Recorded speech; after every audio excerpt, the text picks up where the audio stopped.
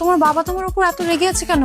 এটা তো আমাদের ফ্যামিলি মিটার, এটা বলা যাবে না। কিন্তু তোমার বাবা যে তোমার টিভি দেখা, কার্টুন দেখা, ঘোরাফেরা, শপিং সবকিছু বন্ধ করে দিল, এখন কি করবে?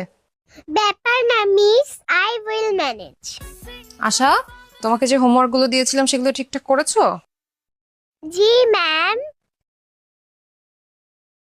দেখি ঠিকঠাক করেছো কিনা হোমওয়ার্ক। বাহ, গুড গার্ল, তুমি তো সব হোমওয়ার্ক করেছো। আমার স্টুডেন্টটা আসলে অনেক ব্রিলিয়ান্ট। Thank you teacher.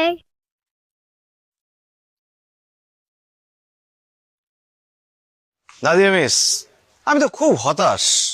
আপনি আমার মেয়েকে পড়ানোর জন্য প্রত্যেক মাসে কতগুলো করে টাকা নেন, কিন্তু আমি তো কিছুই পাচ্ছি না। আপনার বেত কোথায়? বেত ছাড়া কি পড়ানো সম্ভব? আমার মেয়েকে শাসন করতে হবে না? এই নেন বেত নেন। জাহিদ সাহেব, এখন বাচ্চাদের মানুষ করতে হলে এই বেতের প্রয়োজন হয় না। আর তাছাড়া আশা তো ঠিকঠাক মতো হোমওয়ার্ক করছে, স্কুলে যাচ্ছে, আমি ওকে কেন শাসন করতে যাব?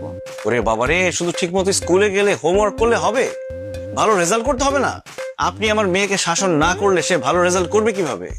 কে বলেছে আশা ভালো রেজাল্ট করেনি? এবারে ক্লাস টেস্টে ও 99% স্কোর করেছে। কি বলেন? জি। এটা তো জানতাম না। আচ্ছা যাই হোক, শুধু ভালো রেজাল্ট করলে হবে না, ভালো মানুষ হতে হবে। কিন্তু সে তো ভালো মানুষ হচ্ছে না, সে একটা বেয়াদব হয়ে যাচ্ছে দিন দিন। আমি যে তার বাবা, সে তোমার কোনো কথাই শুনে না। আমি যখনই একটা ভালো কাজ করতে যাই, সে সেখানে বাধা হয়ে দাঁড়ায়। আমি তোমার বেয়াদবি বের করছি। আজকে থেকে তুমি আমার মোবাইল ধরবে না, টিভি দেখা বন্ধ, ফুচকা, আইসক্রিম, চকলেট সব খাওয়া বন্ধ, ঘোরাফেরা বন্ধ, শপিং বন্ধ। আপনি কি বলছেন? আশা কি করেছে আমাকে বলুন। আরে যখনই একটা কিছু গুছিয়ে আনি তখনই সে বাধা। অনেক বড় বেয়াদবি করেছে সে। আশা, তোমার বাবা তোমার উপর এত রেগে আছে কেন? কি করেছো তুমি?